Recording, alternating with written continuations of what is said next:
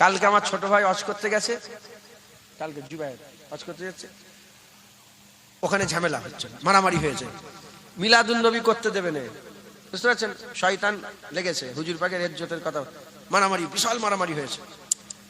আমাকে ফোন করে বলছে ভাইজান কি করবো, আমাকে ছোটটা ফোন করে কি করবো ভাই, যাবো? আমি হ্যাঁ বলি না, তুই কি করবি, তুই কি দেখ না কি করবি। কি বলছে, বলছে ভাই ওখানকার কোনো ছেলেপুলে নম্বর থাকলে দেন। আমি ঠিক আছে দেখছি দাঁড়া বলে আমি সব ছেলেপুলেদের নাম্বার দিলে, যাদের নম্বর দিই তারা বলছে হুজুর আসেন নেই, খুব বেকায়দা জায়গা, শুনছেন? ওকে বলছে, আমাকে বলছে ভাই ওরাও বলছে ইস্তেমানা করছে, যাদের নম্বর দিচ্ছে ওরাও বলছে, আমি কথা বলিনি, জুবায়ের ডাইরেক্ট কথা বলেছে, আমি তুই কথা বলে নে, ওরাও বলছে ইস্তেমানা কর। আমাকে বলছে যে ভাইজান ওরাও ইস্তেমানা কর, আমাকে বলছে কি করব, আমি দাঁড়া না, আমি যে থানায় গিয়েছে সেই থানার নম্বর বের করেছে, সেই থানায় এই নম্বরে ফোন কর, পুলিশ নিয়ে ঢোক। আমি চাইছি যদি চলে আসে তাহলে জায়গাটা কি হয়ে গেল, তা মিলাদুন নবী আর সবেই নেই, বন্ধ করে দেবে, ওরা জিতে গেল।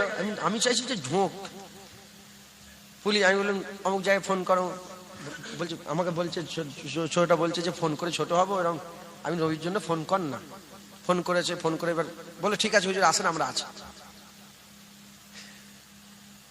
আমি বললাম, আমাকে বলছে তখন বলছে ভাই কি প্লেন হজ করে দেবো না জাস্ট করছো প্লেন হজ করো না?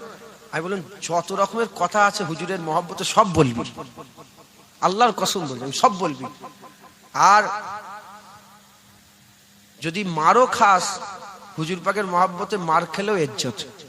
কারণ আবু বকর সিদ্দিককে জুতোলে মেরেছিল মুখে, আবু বকর কাবার চাতানে জুতোলে মারা হয়েছে, আর এত মেরেছিল নাক বলে আর কিছু ছিল না, নাক ঢুকিয়ে দিয়েছিল মেরে, মাথায় ঢুকছে, বুঝতে? অতএব ইজ্জতের মালিক কে? গেল অজনসিয়াত করলো, পুরা অজনসিয়াত করে ইজ্জতের সঙ্গে ফিরে চলে, কোনো অসুবিধা হয় না, জায়গারও মজবুত হলো, আল্লাহ শুকর, কোনো অসুবিধা নেই। তো আমার ভাই, আমি বলি কি মনটা খারাপ হয়ে বসে আছে, চিন্তা করেন না, আল্লাহ আপনার ইজ্জত আরো বড় করে। কথা ঠিক না ঠিক বলেন?